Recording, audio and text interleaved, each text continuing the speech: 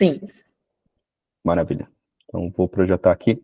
Agora, eu não estou vendo mais vocês, tá bom? Então, se vocês quiserem, a qualquer momento, podem me interromper, tá bom? Combinado. Se vocês tiverem pergunta, coisa desse tipo. E é engraçado, porque parte dessa meditação eu escrevi no, na introdução desse livro. Eu realmente queria ter escrito um manual de instrução, mas ficou muito chato. Foi exatamente essa frase que eu fiz. Então, eu refiz o livro, literalmente, para que o livro fosse uma ficção. Então, parte dessa, entre aspas, não por coincidência, parte dessa meditação está escrita no livro também, depois eu posso projetar para vocês aqui. Então, acho que a gente começou bem, bem alinhados a nossa conversa. Essa daqui é a capa do livro, e esse livro hoje, ele está... eu estou compartilhando só com algumas pessoas na prática, ele ainda não foi lançado oficialmente, mas eu tenho muito orgulho de falar que eu acabei escrevendo um livro sem necessariamente ser um escritor. Só para falar um pouquinho da minha história, deixa eu passar aqui.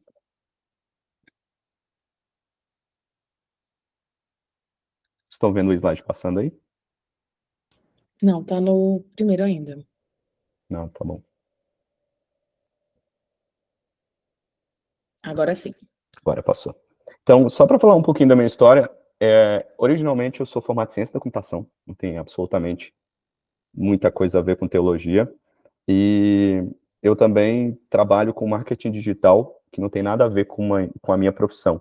Então, de uma certa forma, eu sou duplamente improvável, né? Porque eu fiz um curso que não necessariamente tem a ver com a minha área de atuação, que é marketing digital, e depois eu acabei virando um autor, digamos assim, de um livro que as pessoas podem classificar como religioso. Mas talvez o primeiro aprendizado que eu tive desse livro, que eu queria passar para vocês, não está escrito no livro, está nos bastidores. Eu escrevi um livro não sendo técnico, e eu não tenho orgulho de falar isso necessariamente, mas eu não fiz nenhum curso para escrever um livro. Eu não necessariamente fui desafiado a escrever um livro, eu não me prometi que eu ia fazer um livro, eu basicamente tive a disponibilidade de escrever um livro, e tem muitas vezes nas nossas vidas que as coisas acontecem não pela capacidade que a gente tem, mas pela disponibilidade. Eu tenho amigos, por exemplo, que fizeram teologia, mas que são até mais capazes que eu para escrever, certamente, um livro, mas eles não escreveram porque, por algum motivo, eles não tinham essa disponibilidade. Então, muitas das coisas que acontecem nas nossas vidas, a gente tem que entender que, às vezes, a capacidade é muito importante, óbvio, mas existem coisas que, se você não tiver disponibilidade, a capacidade não vai resolver. E alguns dos pontos que eu queria trazer para vocês aqui, eles têm a ver com talvez com essa coisa que eu aprendi da vida de José, depois de ter lido a história de José várias vezes e ter visto vários relatos históricos. Como a Vânia falou, eu acabo tendo a oportunidade de ler a Bíblia desde quando era criança, desde os 7 anos de idade, minha avó levava para a igreja, etc. E todas as vezes que eu parava para ler essa história, ela acabava me intrigando de um jeito diferente.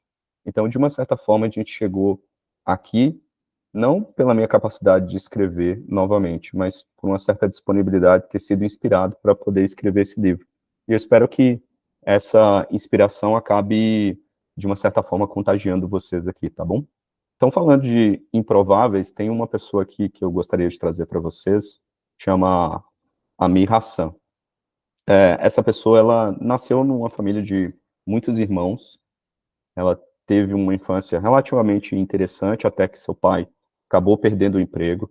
Ele trabalhou basicamente em regime de escravidão, eles tinham uma condição muito boa, né, na família. Depois ele trabalhou em regime de escravidão numa indústria têxtil no seu país de origem, que é a Índia. Depois ele virou imigrante ilegal nos Estados Unidos. Ele trabalhou basicamente 13 anos da vida dele nesse regime vamos chamar de, basicamente, semi-escravidão ou de escravidão. Só que em algum momento, depois de um certo tempo, ele teve, entre aspas, sorte, e ele foi basicamente um bilionário e um dos caras mais importantes, braço direito de um dos grandes presidentes dos Estados Unidos. O que torna a mim um cara completamente improvável e talvez uma história absolutamente fantástica. não fosse o fato que a Mi é uma pessoa que eu inventei na prática. Só para... Isso aqui é uma ferramenta de IA que eu criei a foto dessa pessoa, mas é só para ilustrar para vocês que esse seria exatamente José se ele vivesse nos tempos atuais. Essa seria exatamente a história dele trasladada para os tempos atuais. E é isso que eu tentei escrever no livro. Eu tentei trazer no livro coisas que pudessem fazer sentido para todas as pessoas exatamente agora, para que as pessoas não vissem a história de José como uma história perdida arredondando 6.000 anos atrás, para que elas vissem que algumas das coisas que a gente fala hoje dentro do mundo dos negócios, dentro do mundo, principalmente do que se chamou de desenvolvimento pessoal, já estava escrito na Bíblia há muito tempo. Então, essa história é simplesmente para ilustrar que, da mesma forma de Amir, que é um paralelo da história de José nos mundos atuais, onde esse cara fictício é um bilionário, ele construiu uma fortuna, mas acima disso ele é o braço direito da pessoa, talvez uma das pessoas mais importantes da Terra do ponto de vista político. Assim era José do Egito quando ele se tornou essa pessoa improvável. Mas muita coisa aconteceu com ele antes dele se tornar esse improvável. E na minha cabeça, eu pensei, cara, como é que eu posso, de uma certa forma, entrar na cabeça de José? Como é que eu posso extrair da cabeça de José, como se eu fosse José, que foi um pouco do que a Vânia relatou aqui, como é que ele interagiria com as pessoas? Como é que ele falaria? Quais as coisas que passaram na cabeça dele? Isso não está escrito na Bíblia. Então é por isso que eu acabei tentando traduzir toda essa história numa coisa que a gente pode chamar talvez de uma ficção bíblica. Eu tentei manter a história acurada. A ideia é não escrever um livro histórico, porque eu sabia que tinha várias... Lembra lá da história de competência ou capacidade e disponibilidade? Existiam várias pessoas que tinham uma capacidade técnica, inclusive, histórica, muito maior que a minha. Eu até usei algumas dessas pessoas de referência, como, por exemplo, o Rodrigo Silva. Mas a minha ideia era, talvez, nem todo mundo estava disposto a construir coisas que tornasse essa narrativa mais acessível, que fosse um livro que não necessariamente pessoas que são, entre aspas, religiosas, leriam. Talvez elas não leriam esse livro, mas o público é exatamente outro. O público é para a pessoa que quer ouvir uma história bíblica, talvez, numa narrativa mais acessível, que talvez não saiba ou não encontre em Gênesis uma coisa 39 a 50, basicamente, conta a história de José, uma coisa muito palatável. Então, eu comecei a escrever o livro, parei durante um tempo, que eu tive um monte de momentos difíceis na vida, no meio do caminho, e depois eu retomei. E quando eu retomei a escrita do livro, eu descobri a série The Chosen, que alguns de vocês podem conhecer, que traz um pouco dessa visão, digamos assim, romantizada e com alguns itens, alguns temperos, digamos assim, que tornam a história mais palatável, principalmente para quem não está acostumado com esse tipo de história. Obviamente, vocês conhecem a série, foi um sucesso e muita gente assiste, é um pouco controversa, algumas pessoas não gostam muito da forma que foi posto, mas o fato é, essa história acaba atingindo pessoas que talvez outros tipos de comunicação não atingiriam, e esse também é o propósito desse livro, tá bom? Então, dito isso, eu vou tentar trazer 5 lições aí da vida de José que estão nesse livro, sem dar muito spoiler, né? Porque eu ainda quero que vocês leiam o livro. Então, o livro está na Amazon, o objetivo não é fazer propaganda do livro, mas se vocês se interessarem, está na Amazon com o título O Sonhador. Vocês podem procurar lá na biblioteca Kindle. Por enquanto está só no Kindle físico, eu não estou vendendo. Mas enfim, não é para fazer merchan que eu estou aqui, na verdade é para compartilhar com vocês 5 lições. O livro tem 13 capítulos, cada capítulo tem uma lição, mas eu escolhi 5 para a gente poder conversar hoje. Primeiro, talvez, ponto. Deixa eu voltar aqui para vocês, não sei se alguém está com a mão levantada, não, né? Beleza, tranquilo. Vocês podem interromper que eu não estou vendo, tá bom? Então, a primeira coisa que eu aprendi com a história de José, que eu tentei passar para as pessoas nesse livro, é que existe uma melhor versão de você, e essa melhor versão de você está enterrada em algum lugar, e você tem que cavar para achar. Na maior parte das vezes, a sua melhor versão não está aparente. Muita gente faz aquele paralelo de, vamos lapidar o diamante, coisa desse tipo. O que é lapidar o diamante? Tem uma crosta do lado de fora, e essa crosta não é a melhor versão daquela pedra. a melhor versão daquela pedra é depois que ela é lapidada e você acha um diamante, que às vezes é uma coisa minúscula frente ao tamanho da pedra que você pega. Então, muita gente fala de zona de conforto e etc., mas se a gente puder parar para olhar para a vida de José, José não foi o cara que estava fora da zona de conforto. José estava na condição de não ter nenhum conforto. Ele estava exatamente lá do lado oposto. Ele estava exatamente lá no deserto, que a música Waymaker que a gente ouviu antes falou. Então, não existia essa coisa de fora da zona de conforto para José. E hoje, obviamente, a gente não tem as mesmas condições necessariamente que ele tinha lá de escravidão, de domínio e etc., mas a gente ainda tem algumas prisões. Uma das prisões que a gente tem são as nossas próprias crenças limitantes. Então, não sei se vocês já ouviram falar nesse nome, esse cara se chama Roger Bannister, e essa foto é relativamente icônica, porque ela libertou algumas pessoas de uma prisão, de uma crença limitante, que era a seguinte: as pessoas lá pelos idos de 1950 acreditavam que se uma pessoa corresse 1 milha em menos de 4 minutos, ela morreria, basicamente, né? Ela ia ter uma parada cardíaca logo após, de tanto esforço que ela faria, e eventualmente iria morrer em algum momento. Essa crença instaurada pela época, que durou pelo menos 5 décadas, até essa foto ser tirada. E esse cara é o Roger Bannister, fazendo a mesma coisa que as pessoas até então julgavam impossível na cabeça delas, e era amparado por vários estudos de vários cardiologistas e etc. da época, sem saber necessariamente o que ele está fazendo, ele fez. E o mais interessante é que depois que ele quebrou esse, entre aspas, limite, 10 outras pessoas, num intervalo muito curto de tempo, também conseguiram fazer a mesma coisa. Que elas foram libertadas de uma prisão que não tem a ver necessariamente com a escravidão, mas tem a ver com uma prisão mental, ou limites que elas mesmo se impõem.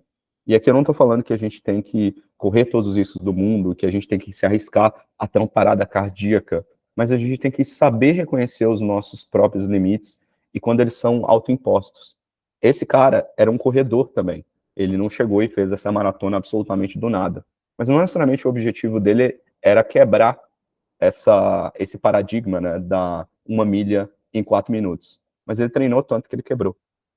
Então, de vez em quando aparecem essas pessoas improváveis no mundo, e o que eu estou dizendo nesse livro é que qualquer uma das pessoas realmente pode ser improvável, seja no mundo delas ou para o mundo inteiro, como foi o Roger Bannister, se elas se livrarem de algumas coisas. E uma dessas coisas é o peso dessas amarras que nos cercam. Primeiro, o peso mental, e eu vou falar também de alguns dos pesos lá para frente. Tem que ter uma certa intencionalidade no que a gente faz e no que a gente fala. E eu vou falar primeiro da intencionalidade das palavras. Tem um trechinho do livro, que é esse aqui, tudo que tem entre aspas eu estou trazendo do livro, então se vocês lerem, vocês podem entender lá exatamente o contexto do livro. Eu não vou trazer o contexto aqui, mas se vocês quiserem, depois eu posso comentar sobre. Mas uma parte do livro, José explica como se ele estivesse... Quer dizer, eu explico no lugar de José como se fosse a cabeça dele, né? E José fala: assim devem ser as palavras do homem que quer governar sobre as coisas. Elas devem carregar a intenção daquilo que ele quer que aconteça. E assim será feito, ou assim o será. Então, a gente precisa, de uma certa forma, entender que existe peso nas palavras que a gente fala, seja sobre nós ou sobre as outras pessoas. E quanto mais intencionalidade a gente coloca nessas palavras, mais próximo está de acontecer, seja algo bom ou algo ruim. Eu não estou falando absolutamente nada que tenha a ver com qualquer crença ou a lei da atração ou coisas desse tipo. Enfim, cada um tem a sua própria crença, mas o fato é, vocês vão encontrar vários governantes que têm intencionalidade nas palavras deles. Recentemente, por exemplo, foi eleito um presidente nos Estados Unidos que tinha muita intencionalidade nas palavras dele. Ele nem era necessariamente a pessoa mais favorável para o cargo, talvez ele fosse a mais controversa, mas tudo que ele falava tinha muita intencionalidade.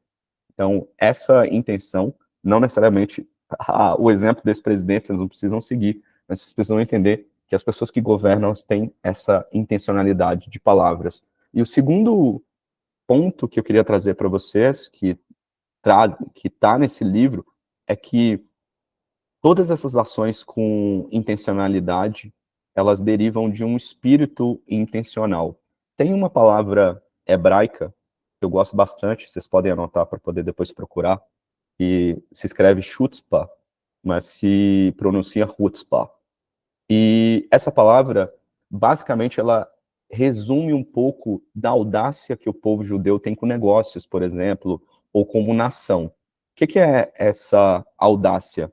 Ela é traduzida por audácia em português, mas ela pode também ser traduzida como arrogância extrema, uma presunção. É a pessoa que vai no nível de ser atrevido, de tão audacioso que essa pessoa é. Então, esse termo é exatamente, a gente está falando de uma das nações mais prósperas da Terra, como povo, né? Não necessariamente como país, mas como povo, como agregado. Isso traduz um pouco essa intencionalidade. A gente tem que, eventualmente, ser audacioso, a gente tem que correr certos riscos se a gente quer fazer coisas grandes. E se a gente não quer fazer coisas grandes, também não tem problema, mas a própria Bíblia diz que a gente foi criado para essas coisas grandes. E quando eu estou falando coisas grandes, não é porque a gente tem que ser multimilionário ou porque a gente tem que ser presidente de alguma coisa.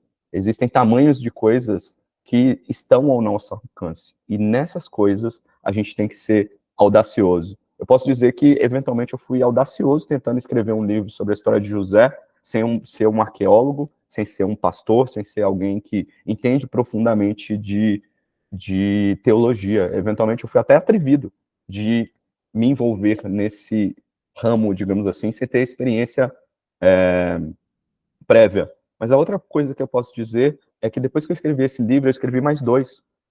Tem um livro em progresso agora e tem mais um em rascunho. Então, esse primeiro passo é extremamente importante. Então, eu vou talvez continuar sendo atrevido, digamos assim, e continuar sendo uma pessoa que tenta, eventualmente, pelo menos por esse lado, né, ser audacioso, porque eu entendo que isso é uma característica das pessoas que eventualmente querem fazer, não vou falar fazer, né, querem contrariar as probabilidades que estão em cima delas. Então, todo o meu convite aqui nessa nossa conversa é que vocês considerem todas essas coisas não como uma arrogância, mas como talvez um convite a contrariar algumas probabilidades, a contrariar as probabilidades do que eventualmente as pessoas falaram sobre você, ou do que você poderia ou não fazer. Não existe esse tipo de limitação. E vocês vão ver nos próximos ensinamentos que isso não deriva da nossa própria força, isso deriva de algo maior, que obviamente é Deus. Então, a gente precisa de uma certa intencionalidade nas palavras, mas a gente também precisa de uma certa intencionalidade nas ações. E aqui tem um trecho que eu tento traduzir via José, né, me mascarando de José. Qual é esse tipo de atrevimento que o José tinha na vida dele? Então, em algum momento ele olha para um dos personagens, que é um escriba, e fala, cara, escriba, me diz o que você quer saber, eu vou te dizer o que você precisa saber, o que você precisa fazer. Deixa eu te dar dois conselhos aqui. Na verdade, deixa eu te dar dois ensinamentos. Primeiro, você não pode imitar o comportamento das pessoas que não têm o que você deseja. Você tem que fugir dessas pessoas. Elas não vão te levar a lugar nenhum, se você tem intencionalidade. Ah, mas você está falando para eu bloquear todo mundo do meu Instagram, fugir das pessoas? Não, é o contrário. Você tem que colar nas pessoas que têm os resultados que você espera. Em outra parte do livro, José fala, olha, não é sábio das pessoas seguir os passos de alguém que já obteve aqueles resultados. Será que não encurta o caminho das pessoas se a gente seguir? E ele fecha esse mesmo capítulo dizendo, olha, em segundo lugar, vocês devem correr a milha extra. Vocês devem fazer o que esses homens que ficam pelo meio do caminho não estão dispostos a fazer. E é por isso que eles não têm o que vocês almejam. É porque eles ficaram pelo meio do caminho. É porque eles não estão dispostos a pagar o preço. Porque eles não estão dispostos a considerar, olha, eu não tenho capacidade de escrever um livro, mas eu vou fazer um livro da mesma forma.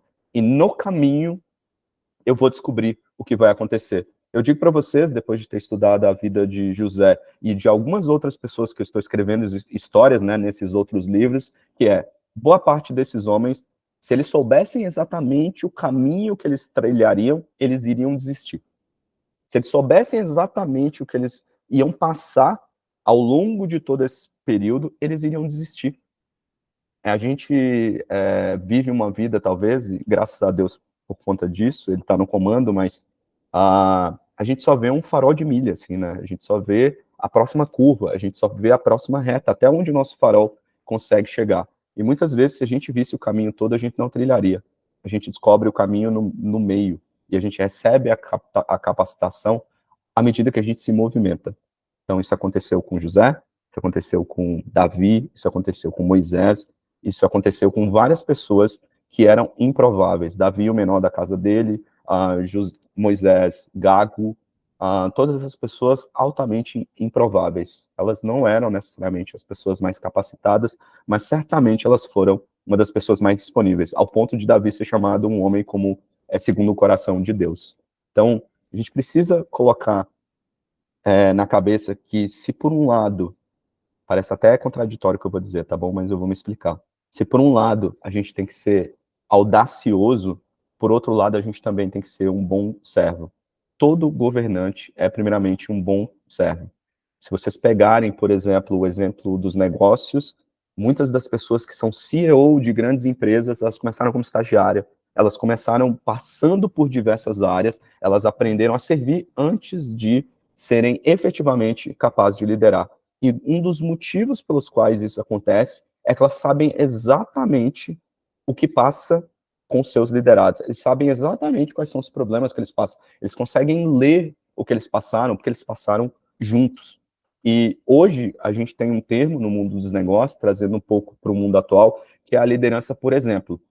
E muita gente fala, quer queira ou quer não, você sempre está liderando alguma coisa, por exemplo. As pessoas vão sempre olhar para você e buscar algum exemplo, seja para julgar o seu comportamento, seja para imitar o que você faz e etc. Na Bíblia existem vários textos, pulando um pouco da vida de José, que eu posso trazer.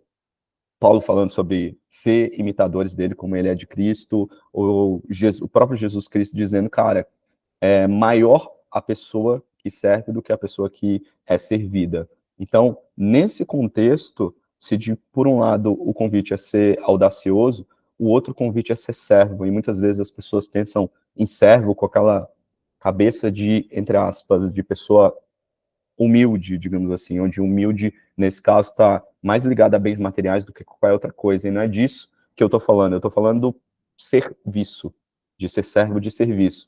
E ser servo é importante porque ele te dá fundamento. Não sei se vocês já tiveram a oportunidade de acompanhar uma obra. Boa parte do percentual do tempo de uma obra, na maior parte das vezes, o maior percentual da obra é a fundação.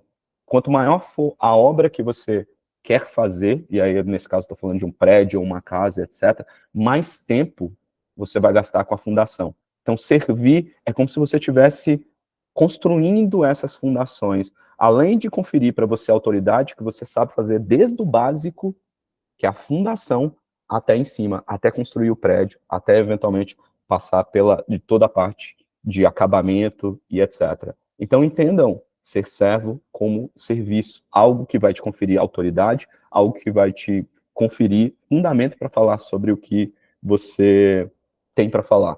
A gente tinha uma piada na faculdade que era quem sabe faz e quem não sabe ensina. Obviamente isso é uma piada, mas tem que ter ou tem o respeito às pessoas que obtêm determinados resultados. Se as pessoas ficam muito no campo teórico e etc., elas acabam não obtendo o respeito de outras pessoas, porque elas simplesmente não sabem o que seguir. Elas não querem seguir uma teoria, elas querem seguir, na maior parte das vezes, um comportamento prático. Vide a quantidade de influenciadores que apareceu, por exemplo, nos últimos tempos, influenciando pessoas, seja pela sua prosperidade, seja pelo seu conhecimento, seja porque fazia live, ou coisas desse tipo. Então, as pessoas estão, na maior parte das vezes, atrás de exemplos que eles possam seguir, pessoas que têm resultados. E aí, eu trago essa frase do livro, que é José falando para um dos personagens, que nesse caso é um escravo, cara, você não quer me ouvir? Eu tive resultados que você não tem, você não teve. E eu estou te dizendo como seguir. Você acha que isso não é mais prudente do que você tentar fazer tudo do seu jeito? E, de certa forma, eu abstraio isso aqui, muitas vezes na minha vida, e eu, obviamente, não julgo a vida das outras pessoas, olhando para Deus e ele falando assim do tipo, não é melhor fazer do meu jeito aqui, eu sei o caminho inteiro, eu já passei, entre aspas, por todas essas coisas, passado, presente e futuro não existem para mim, eu já obtive todos os resultados, será que não é melhor você seguir o meu caminho? E na maior parte das vezes, e pelo menos as pessoas que estão do meu círculo, a gente prefere fazer as coisas sem seguir os conselhos de quem efetivamente já fez. E tem um manual de instruções para ser seguido, como foi falado aqui, e a gente às vezes prefere não seguir esse manual do fabricante. Então, o fabricante que fabricou, entre aspas, fabricou você, o mundo, o universo e tudo que nele existe, deixou um manual bem claro de como boa parte das coisas que a gente precisa acontecem. Mas às vezes a gente prefere não ler o manual que está totalmente disponível. E foi o caso desse personagem aqui, que preferiu seguir os seus próprios passos e, de uma certa forma, não vou spoiler de novo o livro, mas de uma certa forma ele não conseguiu obter os mesmos resultados que José, simplesmente porque ele ignorou a instrução de alguém que já estava no patamar que ele gostaria de estar. E aí, para caminhar para o fim, e talvez vocês fazerem perguntas ou, eventualmente, simplesmente ao finalizar essa conversa com vocês, na história de José a gente vê muito... Alguém levantou a mão? Oi, Vitor. Ó, beleza. Termina de falar primeiro, aí eu falo. Aí depois, termina de concluir, aí eu falo. Tá bom, tranquilo. E aí, uma parte importante da história de José é que ele demonstra que a gente aprende em tudo, e ser improvável é aprender a administrar o que é imprevisível. Então, em vários momentos da história de José, aconteceram coisas que ele não poderia prever. O ódio dos irmãos dele jogando ele no poço, de novo, ele quase morrendo, sendo vendido como escravo, trabalhando como escravo. Depois ele melhora um pouquinho de vida, vai para a casa de Potifar, e lá ele acha que a vida dele melhorou bastante. E depois acontece outra coisa improvável, que é ele ir para a prisão. Dentro da prisão acontece muitas outras coisas improváveis, como aparecer um copeiro e um padeiro do faraó, e ele teve contato com essas pessoas. Então, a vida de José, de uma certa forma, é uma vida que foi guiada pelo improvável. E a própria Bíblia diz que Deus o abençoava em tudo, e todas as coisas que ele fazia, todas as coisas que ia às mãos dele, ele prosperava. Mas ele prosperava por um segredo. Ele não prosperava pelas suas próprias forças. Na maior parte das vezes que vocês vão ver, por exemplo, no livro de Gênesis, se vocês tiverem curiosidade de ler a história ou ler no livro, José fala, olha, tem o Deus do meu pai, ou Deus vai me revelar essas coisas. Não é por mim, é por Deus. Então ele tinha uma confiança muito grande que Deus era dono de todas as probabilidades. Detalhe, a palavra probabilidade nem existia na época, tá bom? Probabilidade é um negócio que veio com a estatística milhares de anos depois, mas de uma certa forma José já sabia que Deus é o dono do improvável. E nesse livro, por várias vezes, ele fala, o personagem José fala, olha, eu vou fazer o que está às minhas mãos, e o Deus do meu pai vai fazer o que eu não posso fazer, porque se eu não posso fazer, existe um limite para mim, mas não existe um limite para Deus. Deus é dono de todas as probabilidades. Então, tem uma parte fundamental da fé que é ação, é se mover, é sair do lugar. José poderia ficar na prisão orando o tempo todo para o copeiro, por exemplo, do rei, falar sobre ele para Faraó, depois que ele foi libertado, enfim, para quem conhece a história. E ele poderia ter feito nada. E dentro da prisão, a Bíblia diz que ele ficou o dono da chave da prisão. Imagina um preso que é dono da chave da prisão. Esse era o José. Então ele atingiu tão grande patamar em todas as coisas que ele fazia, que como escravo, ele foi o primeiro da casa. Como preso, ele foi o primeiro preso. Foi o primeiro dos presos, digamos assim. E como governante, entre aspas, ele foi o primeiro de Faraó, abaixo do próprio Faraó. E o mais interessante dessa história é que alguns detalhes acabam passando batido, eu vou gastar 2 minutos com esses detalhes, mas José era um cara de fora, ele não sabia falar egípcio, Ele aprendeu no meio do caminho. A Bíblia diz que ele se comunicava com as pessoas. Mas como é que ele se comunicava com as pessoas? Ele certamente gastou um grande tempo aprendendo. Ele deve ter aprendido enquanto ele é escravo. Ele deve ter aprendido durante a estadia dele na casa de Potifar.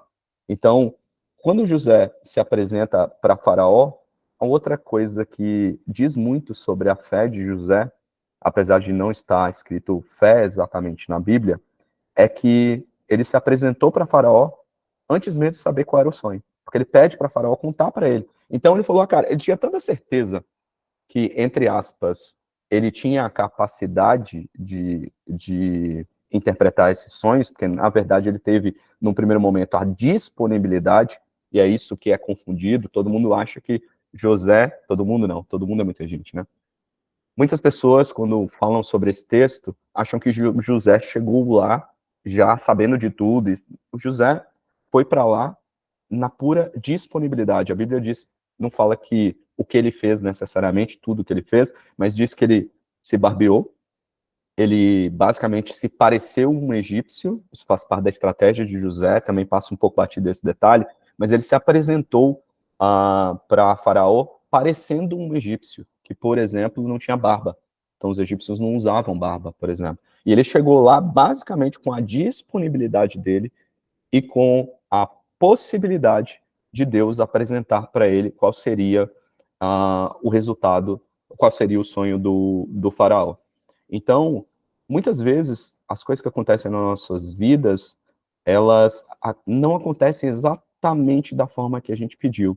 Porque às vezes a gente ora para Deus falando, Deus, me faça esse negócio dessa forma. Plano A de José era basicamente o seguinte, olha, eu nunca te pedi nada, copeiro. Já que eu interpretei o seu sonho, você poderia, por favor, me fazer menção de mim para Faraó, porque eu estou preso injustamente aqui, eu tive um problema, a mulher de Potifar queria coabitar comigo, me jogou aqui, enfim, contou toda a história, e eu não tenho motivo para estar aqui. E o plano A de José era basicamente ser uma pessoa livre de volta. Ou talvez, pelo menos, voltar a ser escravo, porque na prisão ele poderia ser morto a qualquer momento. Como, por exemplo, o padeiro foi. Então, a qualquer momento, alguém poderia falar, José, sua hora chegou. Então, não foi o que aconteceu. Não foi o que aconteceu da forma que José imaginava. Não era o plano de Deus para ele. E nem foi no tempo que ele imaginava. Mas os resultados foram melhores do que ele poderia imaginar. Então, de uma certa forma, a gente talvez ora muito mais preocupado com como do que com o que a gente gostaria. Então, a gente precisa entender, às vezes, que o que, ou o como, na verdade, não está no nosso controle. O como José viraria vizir, né, que é a segunda posição do Egito, não estava claro para ele, nem era necessariamente essa a intenção dele, mas ao longo do caminho isso foi acontecendo, isso foi variando. E um trecho do livro diz, cara, escriba, me conta quantos caminhos seu José falando para o personagem que eu falei que é o escriba, me conta quantos caminhos a gente tem daqui para Luxor, que é uma cidade lá próxima, né? Tem vários caminhos, mas o seu destino é o mesmo. Você pode pegar qualquer um desses caminhos. O destino está lá. Só que você precisa saber para onde você ir. E se você não tiver absolutamente nenhum caminho, a gente vai abrir um, porque haverá um caminho. Alguém foi o primeiro a construir esse caminho. E se ninguém construiu, você pode construir, porque alguém terá que construir esse caminho. Ou se alguém já construiu, você pode construir também, porque alguém já provou que esse caminho é possível. Lembram da história que eu contei lá do corredor? Depois que ele bateu e ele foi o primeiro a construir o caminho, várias outras pessoas bateram e hoje o recorde dele é basicamente peanuts perto dos recordes que as pessoas fazem. Só que alguém teve que fazer, alguém teve que dar esse primeiro passo. E na vida de José, isso aconteceu por diversas vezes. E, por fim, a última lição que eu trago para vocês, e é assim que eu vou fechar aqui a nossa conversa, para depois a gente conversar mais, se vocês quiserem, é que muita gente olha para a história de José e fala, mas é impossível, isso era José lá no Egito, não sei o quê, e etc., numa condição muito específica, e etc., é impossível ser como José. E as pessoas esquecem que o Deus de José é exatamente o mesmo Deus de hoje. A Bíblia diz que Deus é o mesmo, é hoje e será eternamente. É o mesmo Deus que estava lá com José, é o que está conosco hoje. E mesmo que você não repita exatamente os feitos de José, porque essa história própria dele, cada um de nós pode ter a nossa própria história. E eu não estou falando de superação, estou falando de algo até um pouco mais audacioso do que superação. Eu estou falando da nossa própria história de influenciar as pessoas e, eventualmente, construir grandes feitos, fazer grandes obras, porque é para isso que a gente, em última instância, nasceu. Então, das 13 lições que eu trouxe, cada uma por capítulo, para vocês, essas são 5. E eu fecho a nossa conversa dizendo que é o mesmo Deus. Por isso que esses ensinamentos, digamos assim, esses princípios são totalmente atemporais, porque o Deus é o mesmo, ele não mudou de acordo com o tempo, então ele permanece o mesmo. Então, se nós, de uma certa forma, nos disponibilizarmos, mesmo não sabendo o caminho, se nós, de uma certa forma, nos predispusermos a ter intencionalidade, tanto nas nossas palavras quanto nas nossas ações, se a gente, de uma certa forma, tiver um pouco de ousadia e quiser correr um pouco de riscos, como eu falei, não sem capacitação, mas confiando ou dando esse salto de fé, qualquer um de nós pode ser um improvável. E eu agradeço para você essa oportunidade de falar sobre essa improbabilidade. Eu torço, de fato, que, de uma certa forma, a improbabilidade de uma pessoa como eu, que não tinha nenhuma habilidade escrita anterior e etc., nenhuma capacitação anterior, como eu disse, escrever um livro e agora está no terceiro livro, eu espero que isso influencie positivamente, de alguma forma, vocês e que, de fato, pelo menos fique a reflexão de será que não tem alguma área na minha vida que eu possa ser um improvável? Porque eu vou dizer para vocês, é bem legal ser um improvável, é bem legal as pessoas ou você se reconhecer dizendo, olha, essa capacidade eu não tinha, mas agora eu tenho. E agora que eu dei esse passo, eu vou dar o próximo, e vou dar o próximo, e vou dar o próximo. E eu garanto para vocês que a partir do momento que vocês se predispuserem a serem improváveis, esse negócio vai desenrolar na vida de vocês de uma forma maravilhosa, como desenrolou na minha. E fechando o início da minha conversa com vocês, é exatamente por isso que eu estou aqui conversando com vocês. E, de novo, eu agradeço a oportunidade. Eu vou parar aqui para poder voltar para ver vocês, garantindo aí o nosso tempo. Tinha muita coisa para falar ainda, mas eu tentei resumir aqui o que a gente eventualmente tem para compartilhar, tá bom? Acho que o Vitor tinha a mão levantada aí. Vitor, quer... Pode falar, Vânia. Não, fala você. Assim, eu achei interessante essa questão improvável, assim, que é tão interessante que às vezes o Moisés e outras pessoas que se citaram, acho que não só Deus conduziu, acho que tem a ver com espiritualidade também, com dom. Engraçado que desde criança, quando era adolescente, eu falava umas palavras que eu nunca ouvi falar, e não sei se é Uhum. Deus ou uma espiritualidade. Isso aqui não tem nada a ver com o tema, mas eu falo uma palavra que eu nunca ouvi falar, e minha mãe pergunta, eu ouvi essa palavra, e do nada. E eu acho que é interessante você falar essa questão do nada, né? Várias coisas acontecem na nossa vida por nada, digamos assim, ou do nada.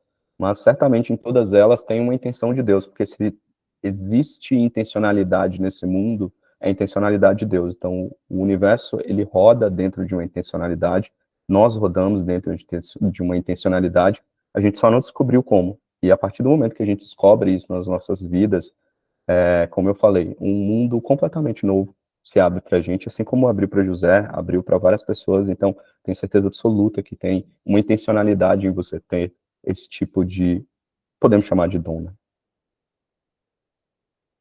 Bruno, que bacana. Obrigada. Eu estou lendo o livro, ainda não cheguei em todos esses ensinamentos aí, mas Uhum. bom, deles eu já cheguei. E eu me senti, depois dessa palestra aqui, uma grande potência, usando essas ferramentas todas aí, sabe?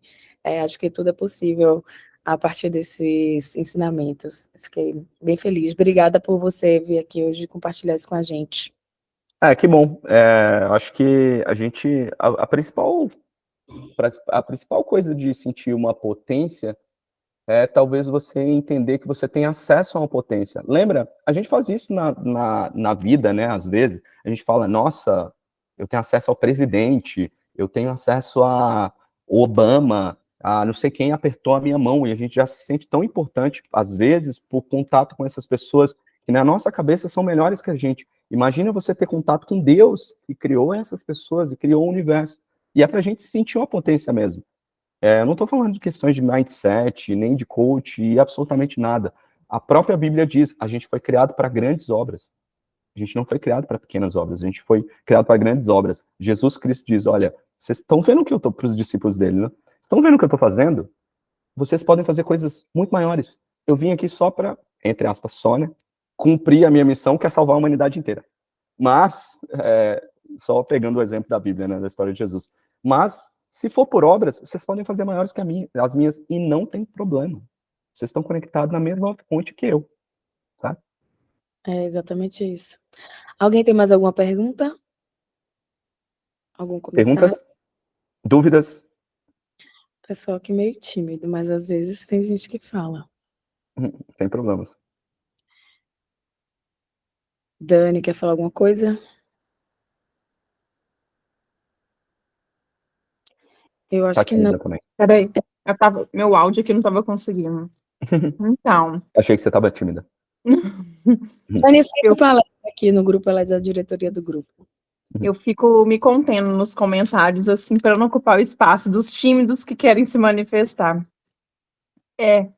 Quando eu falo assim do improvável, né? Eu fiquei pensando que o improvável, na verdade, é pra gente, né? E para o Senhor é totalmente provável que vai acontecer na nossa vida. E quando a gente toma posse do nosso manual de instruções, nós vamos vendo que é a deusdência, né? Não é a coincidência. É Deus atuando na nossa vida e mostrando realmente o propósito dele em nossas vidas. Várias questões que você tocou aqui, é um exercício que eu faço, assim, na minha vida, porque a gente aceitar muitas vezes o propósito, né, o improvável aos nossos olhos, é um exercício de fé, porque colocamos todas as nossas expectativas naquilo que verdadeiramente nós queremos, e não o Pai, né, e aceitar o improvável é o exercício da fé porque você entregou a Ele, né, e hoje especificamente eu estava até conversando com uma amiga por situações da minha vida, e ela falou, isso vai dar certo. Eu falei, olha, sinceramente, eu não sei se vai dar certo, porque eu não sei se isso é da vontade de Deus. Então, eu quero que Ele me capacite para que eu aceite o que Ele quer na minha vida. Eu não sei se conseguir isso que teoricamente seria bom para nossa família, é realmente a vontade do Senhor. Então, eu quero descansar aos pés da cruz e me entregar a Ele. Falar, Senhor, que realmente seja feita a tua vontade na minha vida. E eu aceito. Por mais que não seja aquilo que eu planejei, que neste momento, para mim, vai ser como se fosse o fim do mundo, mas é o propósito que ele tem para mim, e eu sei que nesse momento ele não está do meu lado, ele não está na minha frente, ele está me carregando no colo e preparando algo muito mais importante na minha vida lá na frente. Sim, às vezes a gente enxerga esse farol de milha, né?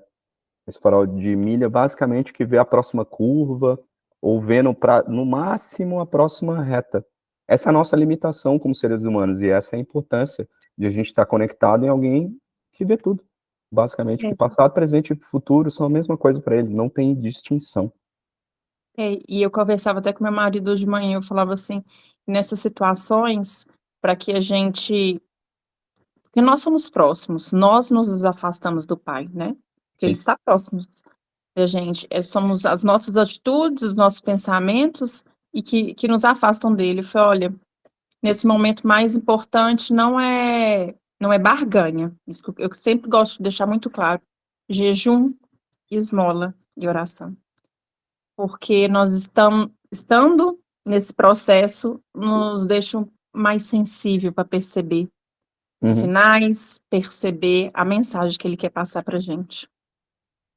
E é não abandonar a palavra por muitas vezes, nesse momento de desespero que a gente tem, né, por tribulações que a gente passa, que é cotidiano da nossa vida, que nos leva ao crescimento. Faz parte, né? Sim. Nos afastarmos, muito pelo contrário, né? Porque é do ser humano a questão do julgamento, né? Então, quando algo não acontece da forma que queremos, ou que perante as dificuldades, a gente já julga. Senhor, por que comigo? Senhor, por que isso está acontecendo, né? Sim. Ao invés de realmente buscar a resposta na palavra, ou às vezes a resposta não está imediata, mas o acalento está. Sim. No nosso manual de instruções. Exatamente, e a Bíblia diz um negócio muito importante que às vezes as pessoas também passam batido, que é todas as coisas cooperam para o bem daqueles que amam a Deus, mas todas cooperam. Então, às vezes, não acontece uma coisinha aqui, não acontece outra coisinha aqui, não acontece outra aqui, mas quando você vê as coisas cooperando, aí sim elas eventualmente produzem um bem maior, quando cooperadas. Então, por mais que você às vezes pense que tem uma decepção aqui, ou uma decepção aqui, outra decepção aqui, quando você junta todos esses pontos juntos é que eles cooperam para o bem, para o seu bem, e não necessariamente aquela coisa individual que você pediu. Eu tenho 2 filhas. A Malu de 10, que você assistiu, que abriu o encontro, e tem a Fefe, que ela é mais tímida, ela fica nos bastidores. Então, ela coloca música, grava os encontros. Então, durante a sua fala, ela tá com vergonha de falar aqui, mas ela fala: mamãe, ele tem o poder da palavra, mamãe, eu tô gostando muito do que ele tá falando, eu quero o livro dele. Na verdade, como eu falei, eu vejo que Deus, eu espero que Deus atue, obviamente, através de mim, e como eu falei, eu não tenho absolutamente uma capacidade de escrever e etc. Não aconteceu uma inspiração divina, assim, que eu sentei, escrevi tudo. Tem muito trabalho envolvido nesse processo de sentar, às vezes tem bloqueio criativo, mas o mais importante é ter a disponibilidade, e talvez seja o maior recado que eu tenha para todo mundo. Eu quero ter o poder de fulano. Você tem que primeiro estar disponível para. Se você estiver disponível para, tem alguém que conhece o seu manual de instruções. Ele deixou um manual, a gente esquece que Deus conhece o nosso manual de instruções. Ele sabe exatamente o que você pensa. E a própria Bíblia diz, mais do que você pensou ou imaginou é o que eu sou capaz de fazer. Então, eu tenho o seu manual, eu sei o seu limite. E eu estou dizendo para você, se você estiver disposto, eu vou pegar o seu limite e fazer isso aqui. Só para finalizar, tem um cara que não tem nada a ver com a Bíblia, tá bom? Ele chama David Goggins. Ele é um cara que quebrou vários recordes e etc. Ele é tido como o cara mais cascadura do mundo. E ele fala uma coisa, olha, minha meta de vida é chegar e encontrar com Deus em algum momento na cabeça dele. E Deus vai mostrar um quadro dizendo, olha, era para você ser gordo, porque ele era gordo, nada contra, mas assim, ele era gordo, não queria ser. Era para você ter essa profissão, etc. E ele fala, Deus, muito obrigado, porque eu fui isso mais, etc. Então, o sonho dele é conseguir, nesse aspecto, olhar para Deus e falar, o quadro que o Senhor desenhou para mim, eu consegui fazer melhor. É óbvio que isso não vai acontecer, mas esse é o alvo dele. O alvo dele. E imagina, trasladando de novo para a vida de José, que em tudo que José fez, ele foi o melhor. Ele foi o melhor na prisão, ele foi o melhor na casa de Potifar, etc. Isso não tem a ver com competição. Isso tem a ver com tudo que vier às suas mãos, você fazer o melhor. E em algum momento, se você tiver a disponibilidade, a capacidade vai vir.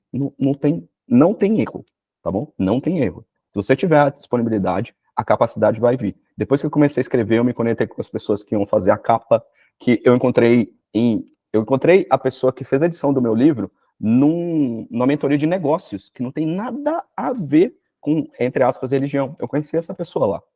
Então, as coisas foram se conectando porque eu estava disponível. Tem um exemplo mais ridículo da face da Terra, quando você quer comprar um carro e você, entre aspas, cria aquele carro na sua mente, né? Eu quero comprar um Creta, um Renegade. Você começa a ver esse carro em todos os lugares. Certo? Você começa a falar, nossa, tem um Creta ali, tem um Renegade aqui, tem não sei o que, etc, etc. Quando você está disponível para fazer uma coisa, você vai ver essas coisas. Elas vão abrir na sua cabeça. Agora você tem que estar disponível. Se você não estiver disponível para comprar um carro, você não vai ver o Renegade, porque você não se importa com isso. A partir do momento que você virar a chavinha na sua cabeça e estiver disponível, vai acontecer. vai acontecer porque você vai primeiro perceber, e você vai ver todas as oportunidades que você perdeu não estando disponível. Então é isso que eu estou tentando fazer, e é isso que eu quero passar para vocês. Estou no segundo livro disponível agora, o próximo chama O Discípulo Oculto, e espero ter o prazer de, em algum momento, voltar aqui para falarmos sobre quando ele for lançado em agosto. Com certeza. Por favor, me avise quando você estiver pronto. Aviso. Tá O aqui. Bruno, só completando aqui, nós assistimos uma série em família aqui que contava a história de José, né? E aí, a gente fica pensando, igual você comentou, que ele foi bom em tudo que ele fez. Uhum. Mas desprovido de vaidade, Uhum. de humildade, né? Então, assim, depois, quando encontra a família, encontra os irmãos, a primeira coisa que ele quis fazer, não teve ódio, né? Exatamente. E tem um trecho muito interessante, quando ele era mais novo, ele foi vaidoso, porque o pai dele deu uma capa para ele. E ele Exatamente. saiu exibindo para os irmãos dele, e etc, porque ele se achava importante. Mas era não é ignorância, mas era uma espécie de ingenuidade dele. E os irmãos não olharam desse jeito e desenrolou tudo na Onde vida dele. começou tudo, E exatamente. ver que mesmo a ingenuidade dele, ele não queria ser arrogante necessariamente, mas a ingenuidade dele acabou levando ele num caminho. 13 anos depois desse episódio da capa, ele tinha 17, ele estava com 30 quando ele virou Vizir. 13 anos depois é que ele chegou na posição da capa dele, né? Que é uma posição de importância. Então, ele recebia a capa porque ele, teoricamente, iria ser um governante dentro da família dele. E ele acabou virando o governante do mundo inteiro, ou pelo menos dos Estados Unidos da época, certo? Só para finalizar, a título de curiosidade, assim, o que te leva aos títulos dos seus livros? O que me leva aos títulos dos livros? Então, que te inspira? É estranho. Eu escrevo o título e depois eu escrevo o livro. Então eu falo assim do tipo, esse livro, a primeira coisa que eu escrevi no livro foi o título. Eu falei, eu quero escrever um livro chamado O Sonhador, História de José. Bom, escrevi e depois as outras coisas se desenrolaram. Depois eu falei, eu quero escrever um livro chamado Discípulo Oculto, e depois as coisas se desenrolaram. Então, não tem um método não, tá bom? Tá. Eu falo assim, Não, do tipo... mas é aquela coisa assim, uma vozinha do Senhor que você escuta, igual, por exemplo, assim, O Sonhador, a vida de José. Sim. Já veio os dois, foi casado. Começou com um devocional. Então, eu escrevi da história de José num livrinho que eu tenho, que eu escrevo coisas nesse livro, de vez em quando, ou com uma certa frequência, dependendo da época da minha vida. Então, eu escrevo nesse livro. Então, ele começou vários aprendizados, um compilado desses aprendizados. E como eu falei, até casou com o que a Malu falou, é que eu escrevi para ser um manual de instruções. Assim, do tipo, oi, casou com o que você falou, eu escrevi, tá até escrito no meu livro. Eu escrevi para ser um manual de instruções. E ficou tão chato, mas tão chato a história. Eu falei, cara, eu não leria esse negócio, porque eu escrevi para mim.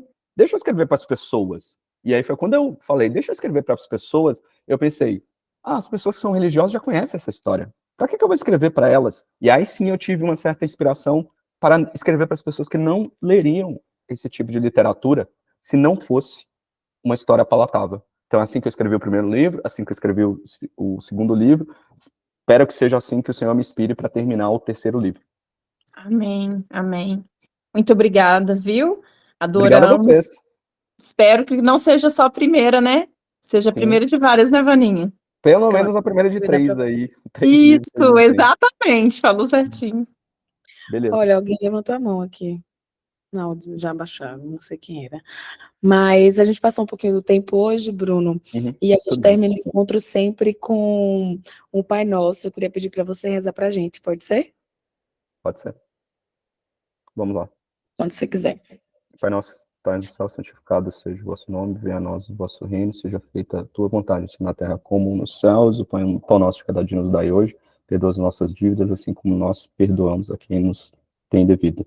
E não nos deixeis cair em tentação, mas livrai-nos do mal, pois teu é o reino, o poder e a glória para sempre. Amém.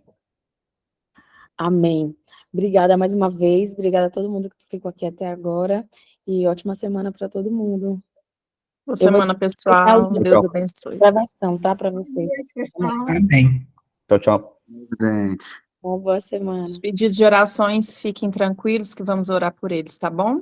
Deus abençoe, pessoal. Amém.